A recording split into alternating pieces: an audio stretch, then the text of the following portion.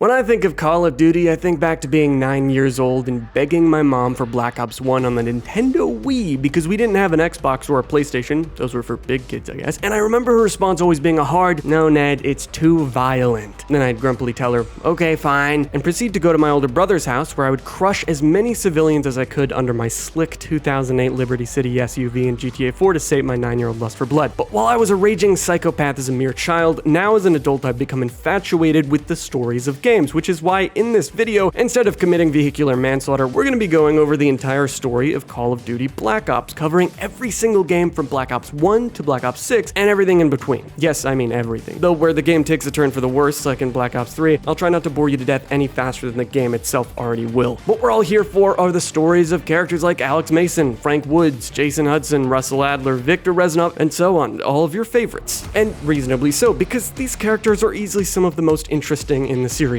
Now with Black Ops 6 having just released, we can put it all into context and get a more fleshed out idea of the big picture. So without further ado, let your 1911s close, grab your Nazi zombies, and get that 3-month Xbox Gold subscription as we get into the full story of Call of Duty Black Ops.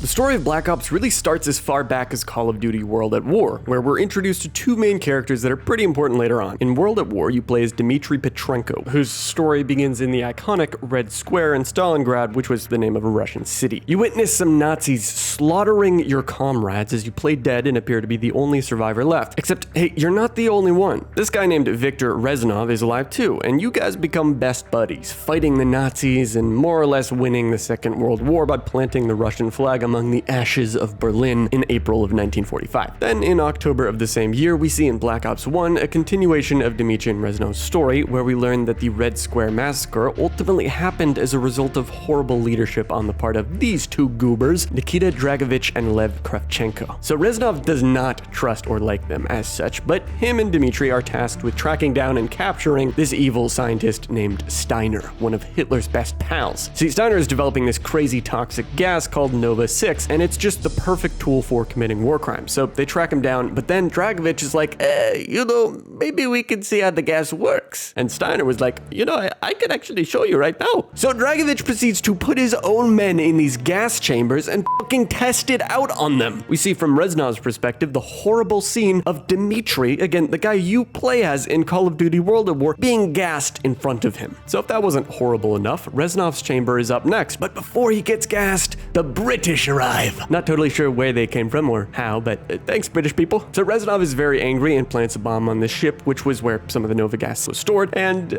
ship go boom. Later on, Reznov was captured and taken to the Russian prison in Vorkuta, where he was basically forced to work until his body would give out. Grim, right? It's here where we really get into the meat and potatoes of Black Ops. It's 1961. You play as Alex Mason, and you're in Cuba during the Bay of Pigs invasion to kill some bad guys and potentially assassinate Fidel Castro. You and your other CIA buddies, Frank Woods and Joseph Bowman, are here to assist. Ultimately, you fight through this first mission, kill what you assume to be Fidel Castro, and then you're overrun by enemies and captured. See, it turns out you killed someone who looked just like him, and now you're kinda screwed. Castro is just fine. Oh, and would you look at that, it's Dragovich and Kravchenko. Yes, the same guys we just talked about. And remember Vorkuta, the prison Reznov was taken to? Well, Fidel Castro didn't want Alex Mason, so he gave him to the Russians, and they just kind of sent him there so they could brainwash him and turn him into a sleeper agent / secret spy that doesn't even know they're a spy. They basically train him like a dog with a bunch of numbers, and then eventually their plan was to use these numbers to activate him or have him assassinate JFK. But you see, it is here where you, Alex Mason, meet Reznov. He's looking a little sweaty, and while he buddies up to you, he also manages to sneak past guards and reprogram you during your brainwashing so that you secretly also want to obliterate Steiner, Kravchenko, and Dragovich. But you don't remember that part right away because you're too busy staging an uprising with Reznov, which culminates in this prison break and you jumping onto a train. Reznov is seemingly left for dead, and then you eventually make it to the US. Yay! Everything seems fine. I mean, that brainwashing stuff probably didn't matter anyway. The next mission, we meet your adorable grumpy bald boss guy, Hudson, and you meet JFK as he's like, yeah, so you're gonna go kill Dragovich. But Mason starts seeing the numbers and he's like, yeah, I kinda wanna do that, but I also kinda kind of want to kill you, but that's for later because then you go to Kazakhstan to go kill Dragovich and potentially Kravchenko. They're launching some rockets here, and oh, this special agent that arrived before you, named Weaver, was messing around with the rockets, but ultimately got captured and, oh, there goes his eyeball. Ultimately, the mission goes poorly, they destroy a rocket, and the bad guys escape. Not long after this mission, JFK is assassinated, and we get a time skip of 5 years. Mason is now really intent on killing his targets, because Reznov is just irresistibly charismatic from that time you spent with him back in the prison. But alas, they just don't really have many leads on the bad guys, so Woods and Mason are now just hanging out in Vietnam for recon, basically looking around for Soviet involvement. Around this time, also, as seen in Call of Duty Cold War, this dude named Russell Adler was on a mission to also be looking around for Russian involvement, and him and his boys ultimately found some Russian agents and finding evidence of a big bad guy called Perseus. Oh yeah, it's also probably important we mention that America stored nukes in Vietnam just in case they needed them. And so with the enemy attacking an American base stationed in Nam that just so happened to have a nuke, Adler and his team went to go escort it out as fast as they could because it seemed that Perseus knew about it and wanted it. Helicopter crashes.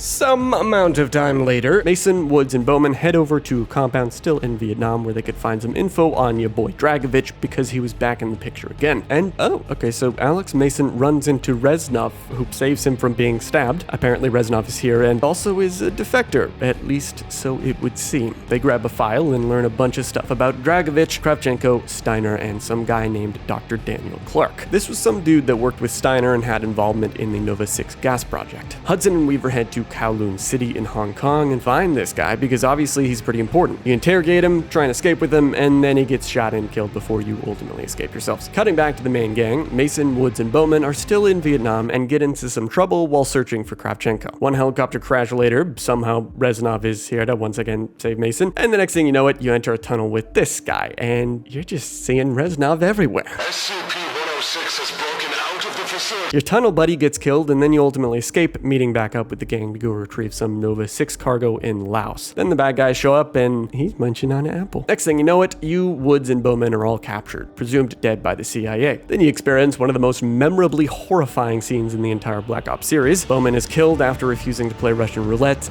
Woods. Shit.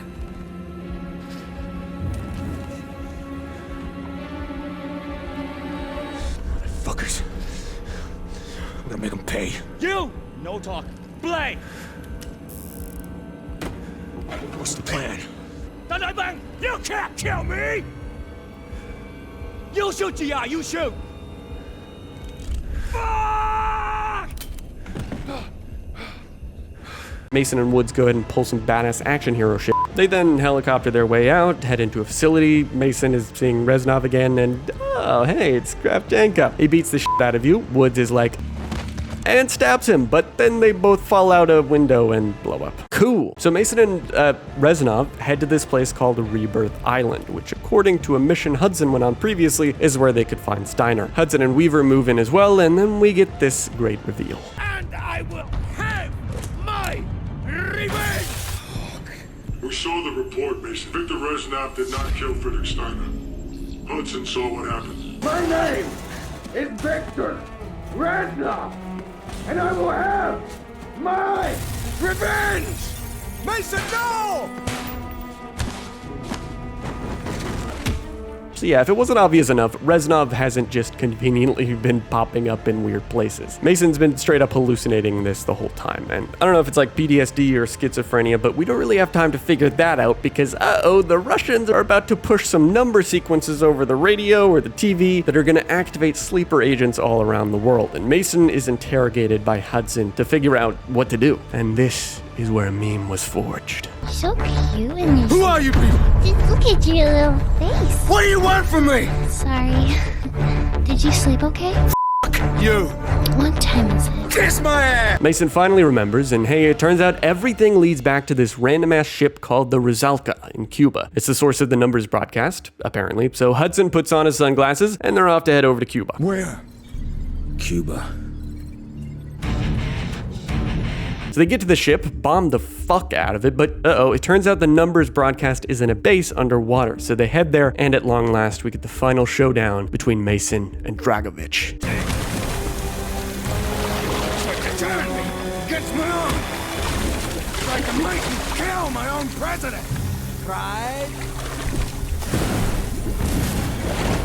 See, now, while the threat has been eliminated, it's revealed at the very end of Black Ops 1 that the person who assassinated JFK was actually Mason. Remember that mission where you briefly meet JFK and hallucinate shooting him? Well, it just so happens that that mission took place on November 10th, just 12 days before the actual JFK bit the dust. So essentially, Call of Duty's fictionalized headcanon is that JFK wasn't killed by some crazed man named Lee Harvey Oswald. No, he was killed by a CIA agent that was brainwashed by Russian and German bad guys. Nothing like using the deaths of real political figures to push a narrative that makes the US look better than how they looked when the actual event took place. We call this little oopsie propaganda. Moving on, you might be wondering, hey, what happened to our boy Frank Woods? Well, after him and Kravchenko blew up, they actually didn't, because they were pretty much fine, and Kravchenko imprisoned Woods in Hanoi in Vietnam. Ultimately, our boy escaped a couple months later because Woods has plot armor thicker than Makarov, but thank the heavens we aren't covering modern warfare. And with that, we conclude the story of Black Ops 1 and move into Black Ops 5, or in other words, Cold War. And let me tell you,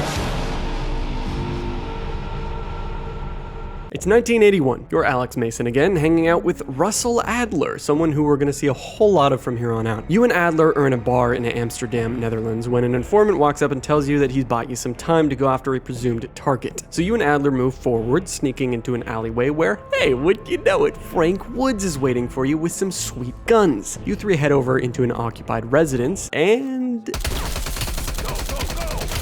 so as it turns out, you're focusing on two targets, Arash Kadivar and Qasim Javadi. You have reason to believe that Javadi is here, and he is, so you start chasing after him, and why is he so fast? Once you catch up, you question him and find out that Arash Kadivar is going to be at an airfield in Turkey. After learning this information, the next mission has the trio heading up to said airstrip and witnessing Kadivar shoot some of his own men before they try and take off in a cargo plane. You stop the plane, end up in a bit of a crash, and then question the dude before Adler left clicks on his head. From there, you and the boys end up in an office talking to government officials before Ronald Reagan shows up and explains how everything you're doing, illegal or not, is perfectly justified because it's for the free men and women of our world. No questions asked. Oh, also, for some reason, Alex Mason is just allowed to be here despite the fact that he literally killed JFK in the Black Ops canon, but we're just gonna ignore that because now your character comes into play, not Alex Mason. No.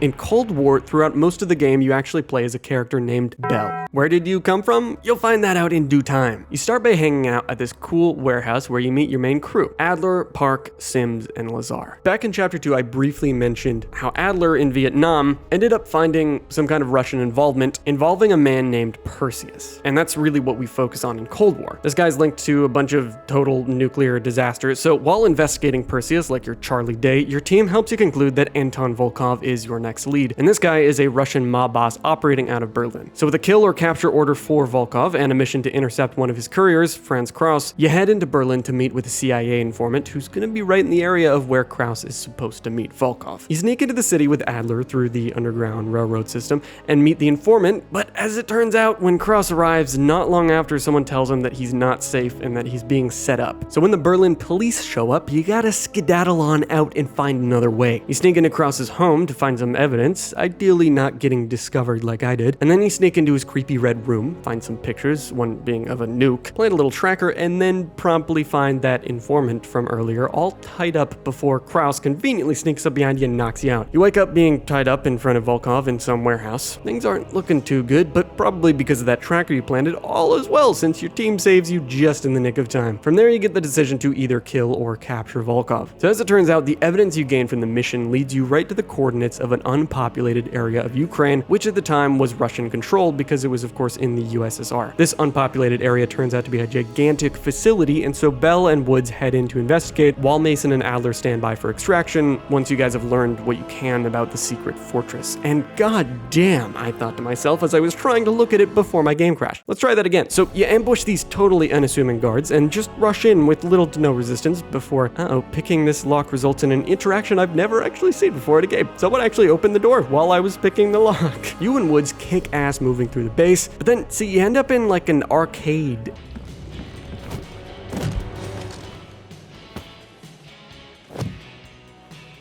Not a fucking word, Bill. And here is where things get a little weird. See, the Russians have this insane technology, right? Like in the 80s, to make this gigantic fortress that has a super accurate reconstruction of what an American town or city looks like, yet they don't have like basic VR systems to just train soldiers instead. Not sure what the deal is here or how effective this would actually be in practice, but regardless, you mow through more enemies, find this tanky dude, and ultimately stumble upon evidence of something called Project Greenlight. Finding out that Hudson, yes, that Hudson, knew about it. Huh? Oh, and just then, the alarms ring off. Not sure why it took them this long, to be honest. You fight your way out, and then later that night, back at home base, Woods decides he has something to say to Hudson.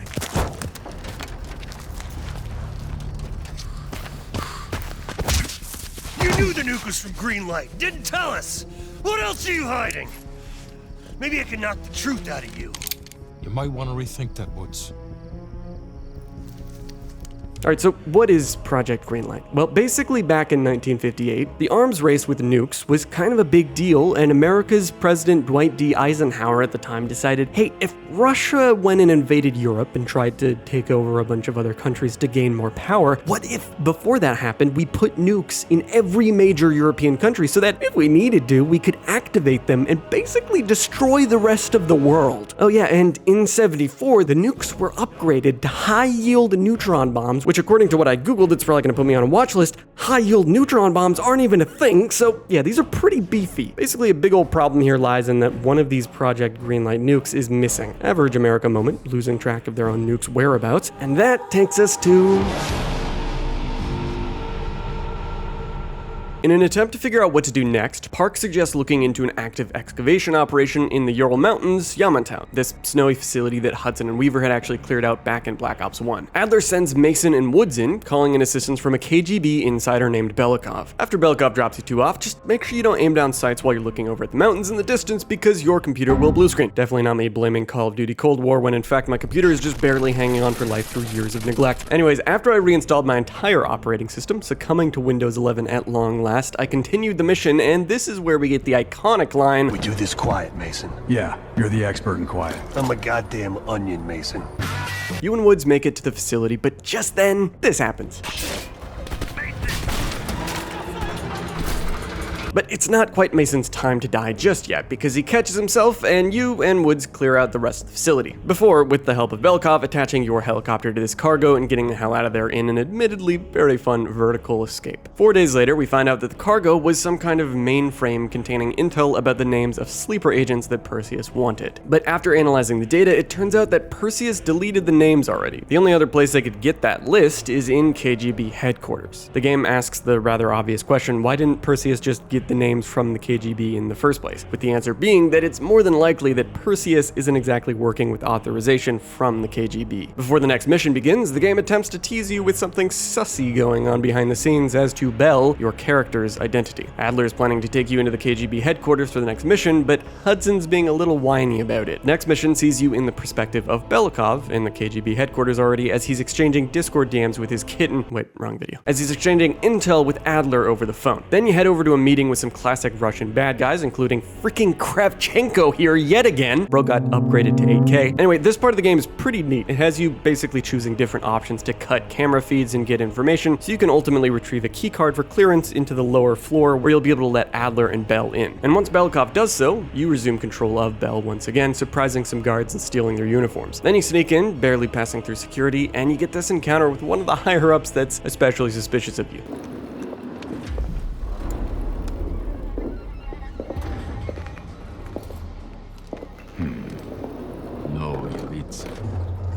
Когда вы прибыли?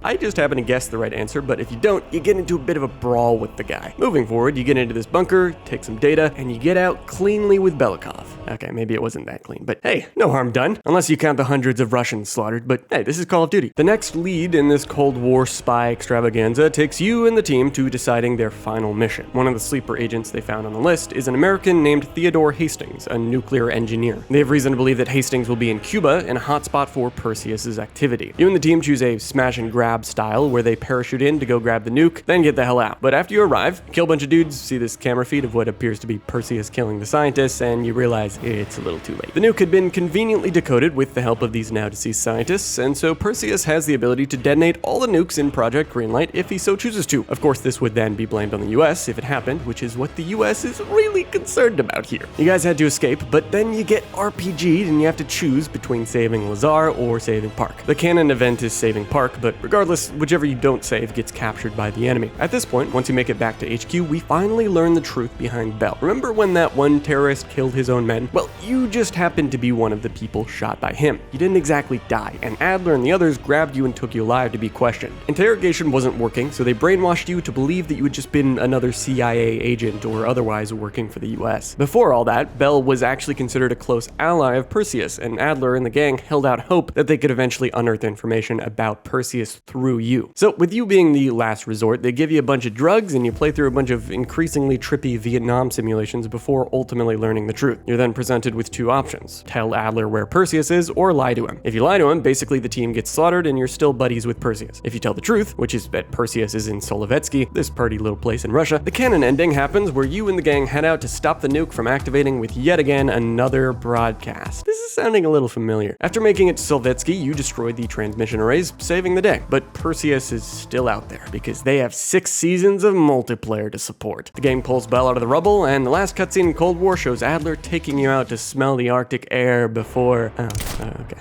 That would have been all she wrote for Black Ops Cold War, but there happened to be these 6 multiplayer seasons that covered a whole bunch more events. So without further ado, let's go over how Call of Duty really wants you to believe that... Alright, so basically Black Ops Cold War added some cutscenes with the multiplayer and season-based systems that they end up giving us some backstory, mostly for Adler, and it takes place kinda all over the timeline, so buckle up. Remember back in Black Ops 1 when you head to Rebirth Island and Mason goes ham on Steiner? Well, Call of Duty decided that Adler was also there, and he ended up interrogating this guy named Stitch that was responsible for the production of Nova 6 gas. Adler was pretty mad about Weaver and how he got his eye taken out, so he decided, hey, I'm gonna create a supervillain here and take this guy's eye as revenge, since Stitch was a lackey of Kravchenko, the same dude who had taken Weaver's eye. From there, Kravchenko sent Stitch to the Gulag. Not really sure how, since did the Americans just leave Stitch on Rebirth Island for the Russians to rescue?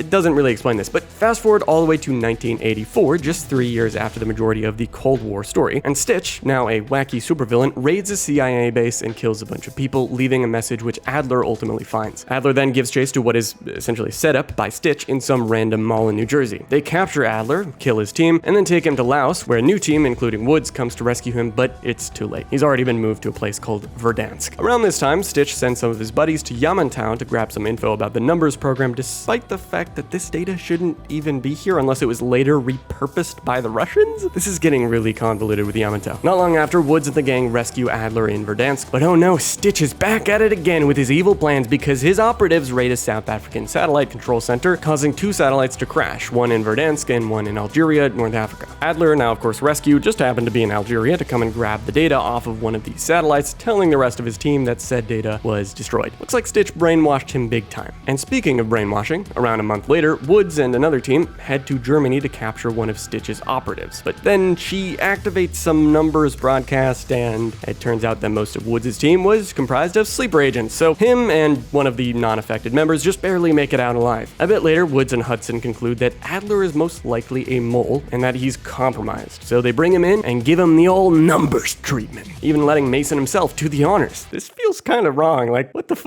Once they break Adler's brainwashing, they find out that he'd been planting a bunch of bombs under Verdansk, which, mind you, seemed to be an actual populated city, and his reason for doing it, according to him, was that I wasn't in my right mind.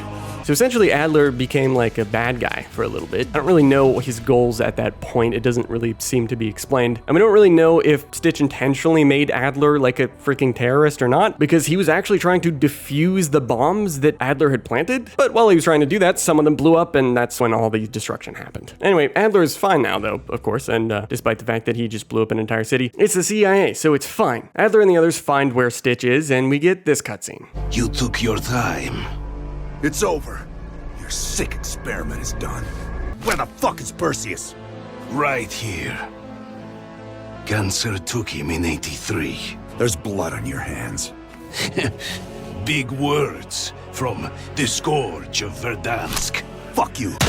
While that's basically it for the story of Cold War, I think overall my reaction to it is this. While the chronology of events leading up to now has been rather well written in many aspects, taking such a massive leap from COD World at War and Black Ops 1 to Cold War, the 5th entry in the Black Ops series, is jarring because you're jumping between massive points in time that the companies responsible for these IPs have existed. Black Ops 1 was considered around the golden age of COD, and for good reason. Warzone didn't exist yet, so it wasn't a completely soulless IP with a quickly deteriorating identity. But because Cold War's story takes place not long after the events of Black Ops 1, it shoehorns itself in as much as it shoehorns in its returning cast of characters for nostalgia bait. But before we can really get a verdict on whether or not Black Ops 6 accomplishes something similar, we need to examine what happens in between. And for once, this is one of the Call of Duty villains that I actually think is pretty interesting. And I don't think I'm alone in that sentiment. Allow me to introduce...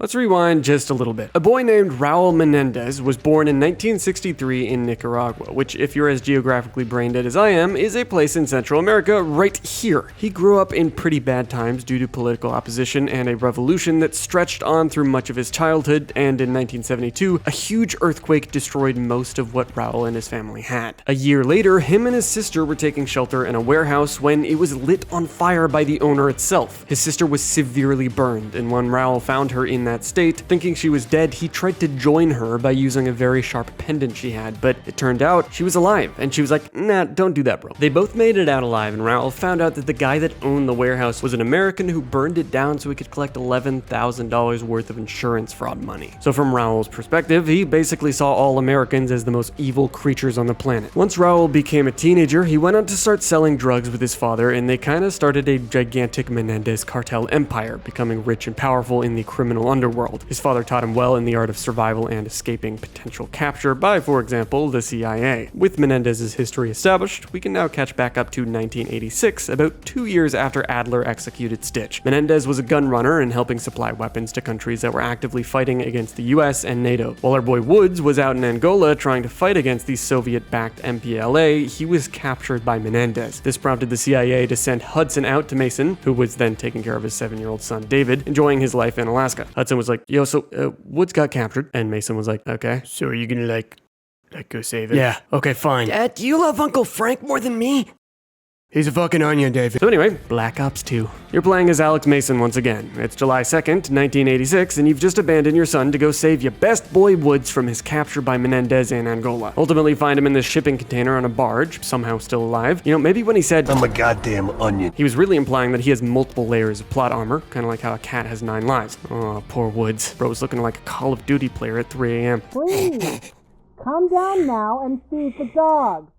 After saving Woods, Mason finds Menendez just chilling with his radio and shoots him in the face. God damn, Black Ops 2 cutscenes were intense. Like, what the hell happened to this franchise? Is this just my bitter nostalgia? Or were these cutscenes genuinely so much better than modern day COD cutscenes? Like, do me a favor and tell me in the comments what you think. Anyway, you extract Woods, and as it turns out, around this time too, Menendez's dad was killed by the CIA, adding to the very long list at this point for Menendez to despise the US. He would go on to run guns in Afghanistan for his own private army, and that's when a few months after Woods' recovery, he was sent into Afghanistan with Mason to look for Menendez. They were working with this guy named Zhao, and they team up with the Mujahideen, which were allegedly going to help Woods and Mason find him. They get to the Mujahideen base, which Hudson's already at, and then they go over a plan to defend the base from the Russians, after which the Mujahideen are to give out information regarding Menendez. One big ol' horse riding defense later, and yo, guess who they find? Kravchenko. Mason starts seeing the numbers, because, you know, Riznov, but ultimately he resists with the power of the X button, and they interrogate him while Woods threatens to pull a Stitch 2.0 because I guess Weaver's expression is 2 eyes for an eye. I love how they shoehorned in Adler and Stitch, pretty much ruining the originality of this moment. Anyway, after Kravchenko gives them the information they need, which is that Menendez is in Nicaragua, Woods quickly takes him out, but then the Mujahideen betray the gang and leave them for dead. Mason sees Reznov come to rescue him, but obviously you know the drill by now. Anyway, the gang is saved miraculously, and we fast forward forward to some arbitrary amount of time later that year, still in 1986, when the president of Panama, Manuel Noriega, offered the CIA the location of Menendez for a lovely check of $1 million.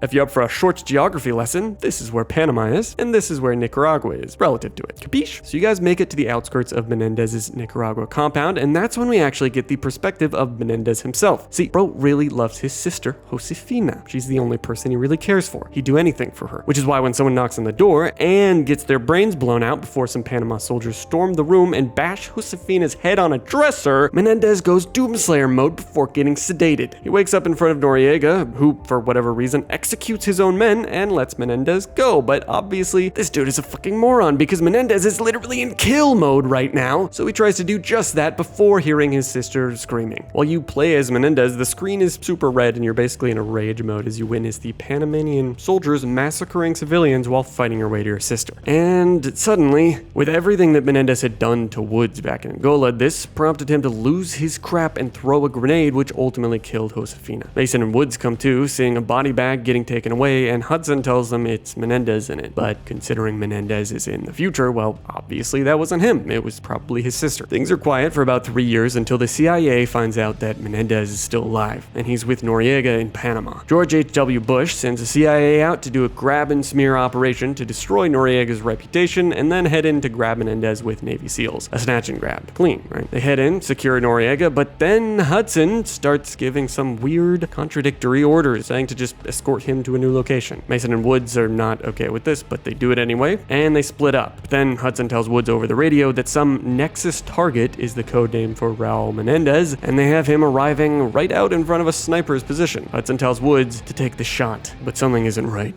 Shoot him in the fucking head, Woods! No!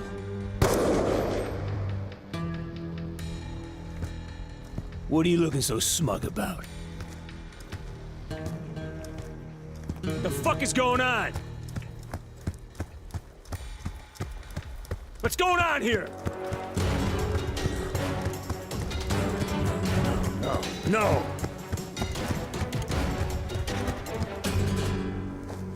Mason! Fool. You bastard!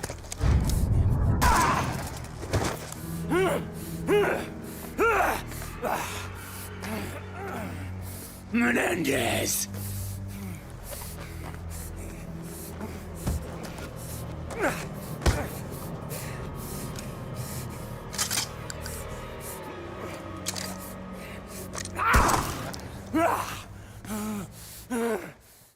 Menendez takes Woods, Hudson, and Mason's son, David, to an abandoned room as he kills Hudson to send a message to Woods for him to be consumed by absolute loss. So with Menendez's origin story established and the most heartbreaking Call of Duty character moment created, that takes us to what you've all probably been waiting for, the game that happens directly after these events in the 90s. No, not Black Ops 3, 4, or 5, Call of Duty.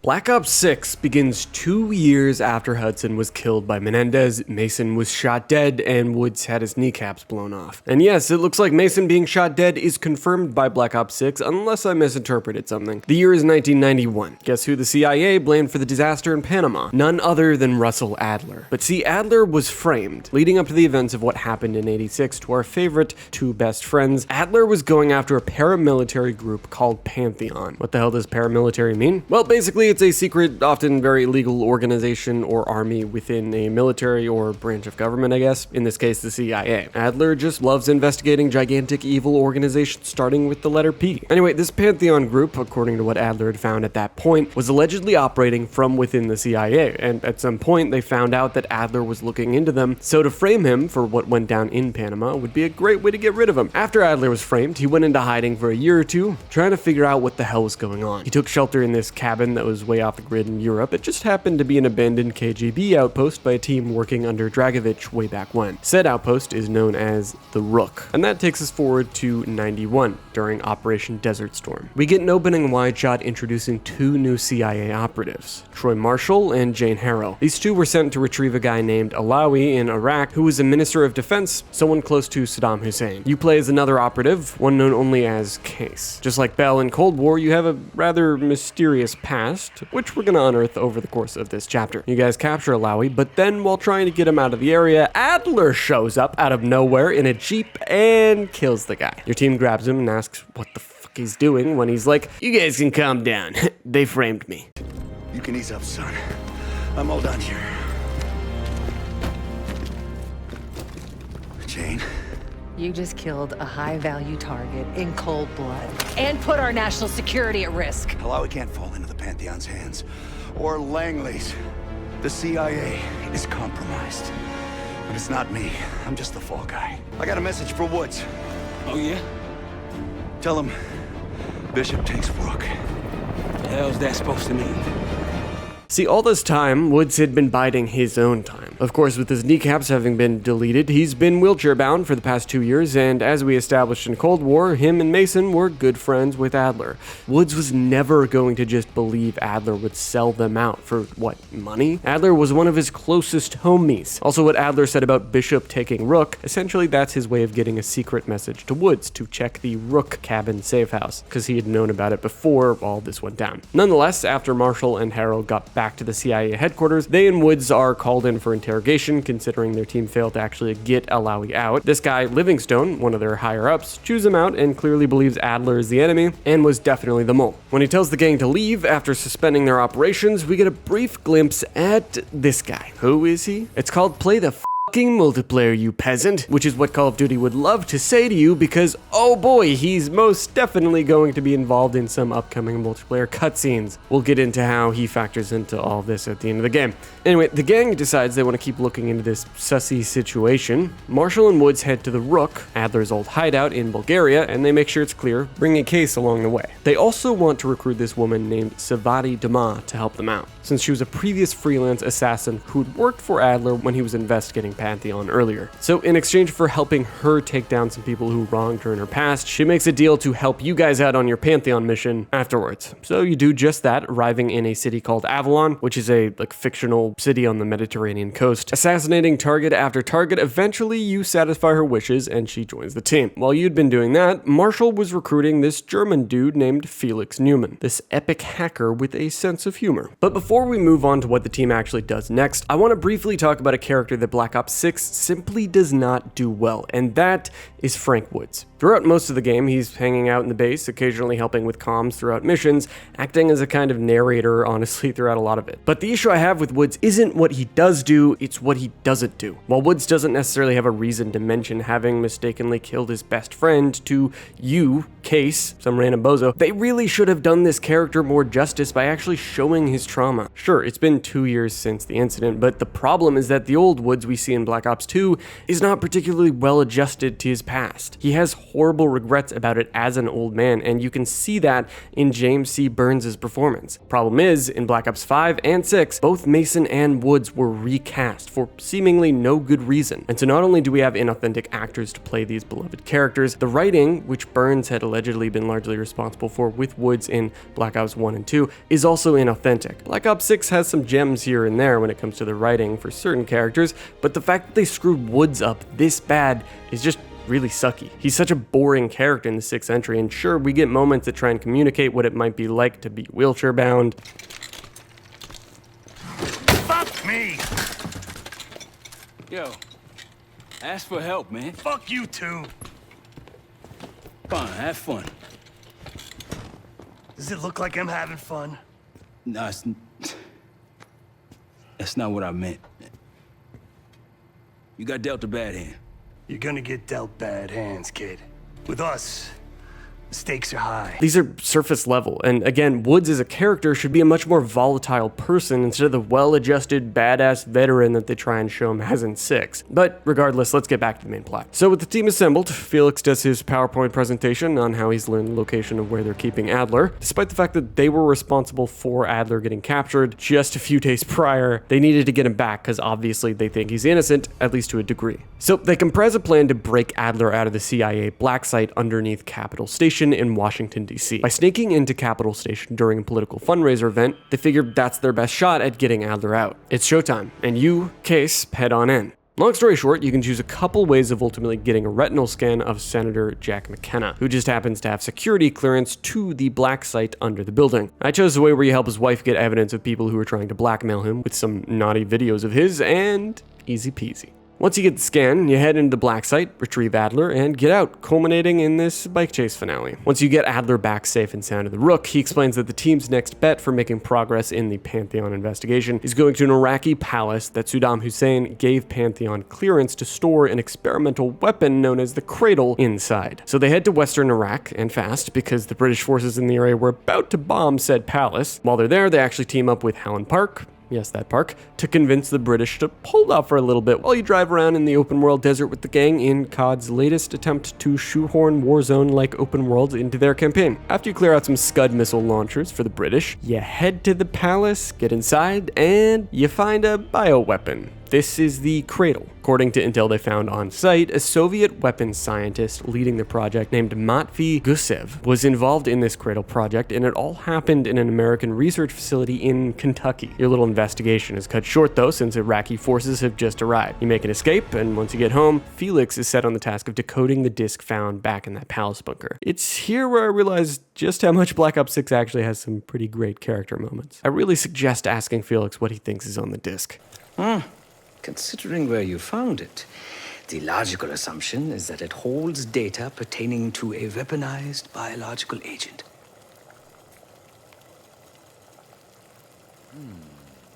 Or pornography. You and the gang gear up for your next mission. Adler thought Pantheon had access to a facility called Advanced Technologies and Applications located in Kentucky. It's marked as Cosper Solutions on the surface, but secretly there's some secret Cradle research. You, Marshall, and Sev embark on your mission, then you fall down an elevator shaft and you get your helmet cracked open. Breathing in this toxic gas, you start to hallucinate. This is where I can envision the meeting Activision Blizzard had where investors asked, "Alright, so Nazi zombies makes us money. How can we remind people that Nazi zombies exists?" By shoehorning into the campaign lazily. TLDR, it turns out Case was actually a test subject here forever ago, but beyond the fact that the Cradle gas they tested on him and others with was used to create super soldiers, they don't really elaborate on it moving forward, and you wake up as Marshall and Sav are like, "Hey buddy, wake up." So basically they head back to the Rook, Felix cracks the disc at long last, and they find out this huge reveal. As it turns out, Harrow was working with Pantheon this whole time. Marshall is angry about this because him and Harrow were like a thing back in the day. One melodramatic moment later, and the team decides to sneak into a casino and pull off a big ol' heist over in Avalon. The reason Avalon's kind of a big deal is because there's a bunch of crime organizations there, so I guess it just happens to link up to Pantheon. You steal the stuff, fight your way out, and find that Matvey Gusev, the Russian scientist behind the Cradle, is in southern Iraq. Adler heads there and gets some help from Captain Lawrence Sims, someone Adler had known for many years and who was actually in your team back in Black Ops Cold War. After fighting through an airport, you guys find Gusev and try and get some info. You know, this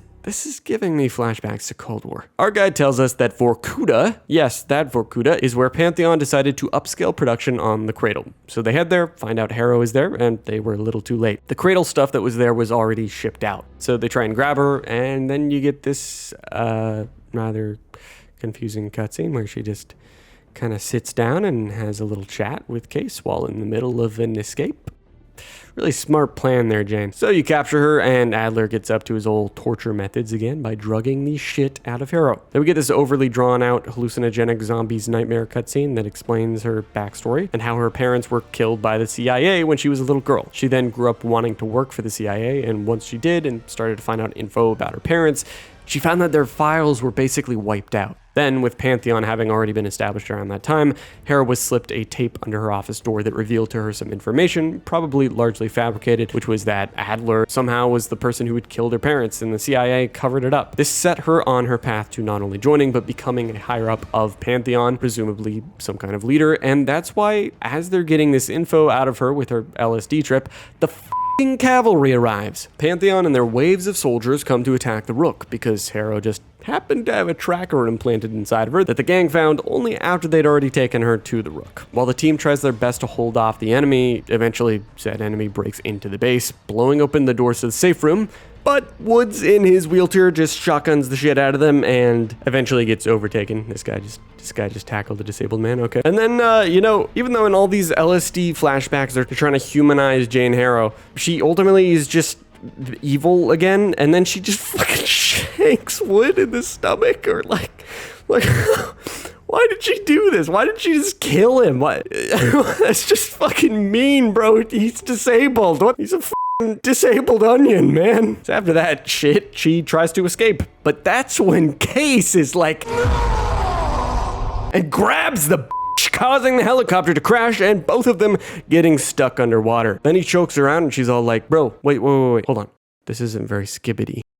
And that's it. Case kills Harrow. Maybe Case is alive, maybe dead. I don't know. There isn't any confirmation yet. But 2 weeks later, Woods, Adler, and Marshall go to chat with Livingstone out in the middle of nowhere to give him a piece of their minds after having just massively saved his ass. See, Harrow's incredibly cheesy and dumb plan was that they'd use the Cradle bioweapon, which they stored inside of Washington, D.C., to cause thousands to die and promptly have the CIA basically fall apart because they'd blame it on Livingstone, the current leader. At which point, Harrow would come in and take over. Anyway, Livingstone tells the boys that he wants them to work with him again, but this time totally off the books. He promises to give them whatever they need, guns, manpower, cash, whatever. His condition is that they find Pantheon, whatever it takes, saying that they need to head to Avalon to root him out and, find who's really pulling the strings. I mean, who got Harrow into the Pantheon in the first place, right? As it turns out, the real leader, or big bad guy seemingly, is this dude we see in 2 cutscenes. Most likely, it's Jackson Kane, an operator of the Crimson One faction in Black Ops 6 multiplayer. Gotta love shoehorning in a bad guy who's literally just a random dude in the multiplayer. Not even kidding, like 90% of the comments in these like ending videos are just people thinking it's Alex Mason too. But if it's not Jackson Kane, it could potentially be Bell from Cold War. Honestly, I'm not even going to begin to theorize, but it's most likely going to be explained in these season passes or whatever, so you future players will probably know. Regardless, Black Ops 6 has a pretty lame ending. No doubt they'll force people to play the multiplayer to experience the cutscenes that tell the rest of the story, which, just like Cold War, is probably not even going to get resolved, considering the franchise can then just pull it out of their bag when they need a new plotline in Call of Duty Black Ops 7. But maybe I'm just exaggerating here. Is it really that bad? What do you think? While the writing of Black Ops 6 wasn't perfect, at least there was some effort there, which can't be said for most of the futuristic Black Ops games. Which leads us to... In this chapter, I'm going to take some inspiration from Highboy and just try and get through all of this futuristic post-2025 COD stuff as fast as I possibly can before I... Then we'll do a retrospective on the franchise overall. We start with Black Ops 2, which is actually pretty bearable. Woods decides to adopt David, considering his mom had already been dead and Woods had killed Mason not long before then either. He raised David himself, who eventually would go on to join the elite SEAL Team 6, ascending to Lieutenant Commander. This grown-ass David also had a good buddy, Mike Harper, on his team. We're in 2025 now, which is obviously a little bit more advanced than we are now in basically 2025. See, by now Woods was in a CIA retirement home, and a much older Menendez came to visit him one day, giving Woods his sister's pendant and telling him, "Now it begins." Basically, Raul Menendez created a social media movement called Cordis Dia, in addition to some cyber attack that messed with the stock market between China and the rest of the world. David and Harper go to have a chat with Woods, and Woods asks him to kill Menendez after telling him all of his war stories. Anyway, the gang go around the world doing some missions and trying to investigate Menendez. Eventually, David's good friend Harper gets shot, or he doesn't. I honestly don't even know which one is considered canon at this point. Good guys capture Menendez, they put him on the Obama ship, he gets rescued by this absolute rat, hacks some American drones, and escapes. Eventually, you track him down, and there's like a bunch of endings with variations of different stuff you could do, but at the end of the day, this is the only one that matters. We talked about this already, right? Gotta let that Cordis Dia shit go, man. Now we get to Black Ops 4. That's right, I said 4. Why not 3? Well, because 3 takes place in 2065 and 4 takes place in the 2040s. So, Alex Mason and Frank Woods have been reduced to simulated nostalgia bait characters. Wait, actually, they're not even characters at this point. The Mason family unfortunately lives on though, because David Mason had 2 daughters, Jessica and Savannah. Jessica became a cybernetic specialist of some kind in the army, and Savannah just became a generic supervillain. Okay, what do they do with these characters? You'll never know because there's no story in this game, just a bunch of CGI that amounts to basically nothing of substance. And speaking of a lack of substance, that takes us to the end of the Black Ops timeline so far. Call of Duty Black Ops 3. But okay, I want to first clarify that while this game's story is pretty badly written at face value, I think it does have layers. No, not like you would. It does have depth, and I think the creators behind it really did try to make something interesting. Hell, no matter what you think about Black Ops 3, the art team at least did a fantastic fantastic job. So just know that while I'm overly simplifying its story here, I don't want to give it no credit at all. They did sort of try here, at least more than Black Ops 4, obviously. Basically, the story of the third game has you playing as the player, and you're buddies with a guy named Hendrix and another guy named Taylor. See, by now in 2065, they got full-on robotic soldiers tearing through people. Some people have cybernetic limbs, either making the decision to remove their limbs in exchange for the upgrade or getting them after being injured. The latter happens to you. Not gonna lie, World at War is brutal, but I think Black Ops 3 might actually take the cake for being the most gory Black Ops game in the franchise. I don't even know how much of it I can show on YouTube at this point. Anyway, you get some new robotic limbs as well as a cybernetic brain interface called a DNI. Hendrix then decides, hey, I'm gonna get my limbs replaced too, just so we can be cybernetic buddies. And so you and him proceed to go on countless missions, one of which being where you're fighting against a group called the 54 Immortals. You find all these people that were brutally murdered, and as it turns out, this was done by Taylor and his group of characters that the game barely introduces you to. You then investigate an abandoned facility that Taylor was last seen at. You find some creepy stuff, go on a bunch of wild goose chases, trying to find what the hell Taylor and his rogue team are doing, and you find out they're being controlled by AI because their DNIs are corrupted, and you kill a bunch of them before Taylor is the last one, and then he does this. It must grow. It wants everybody. You can fight it, Taylor. You can fight it. Must get it out.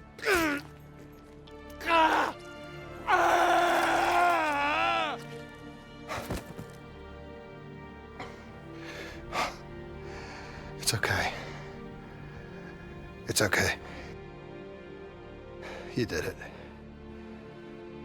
It's gone. We're safe. Not safe. Still here. You. Hendrix. No! Hendrix, what the fuck? So then Hendrix becomes bad and you track him down? Not good enough. I'll find out for myself.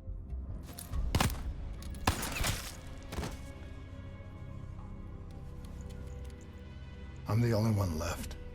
Then you shoot gun bang on self and you enter the frozen forest. Not only does train go boom, but also you should imagine yourself in a frozen forest. Imagine yourself in a frozen forest. The frozen forest, it's real. And it's what comes next.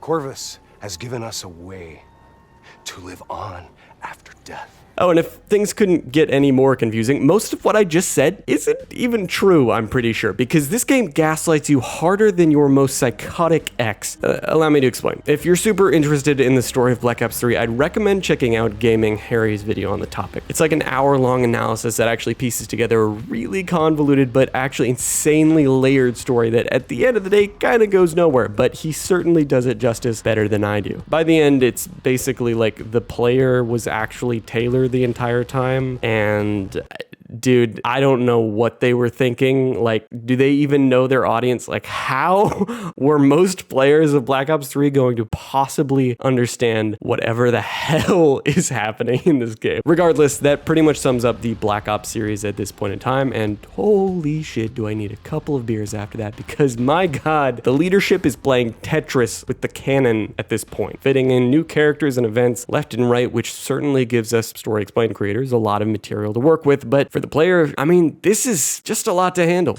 Imagine this, right? You were an 18-year-old fresh out of high school in 2010 when Black Ops 1 came out. 2 years later, in 2012, Black Ops 2 comes out, a satisfying game to tie up the first one's story, and maybe you're either in the workforce, going to college, or maybe you just joined the military. Fast forward to 2015 with Black Ops 3, and it jumps like 40 years into the game's future.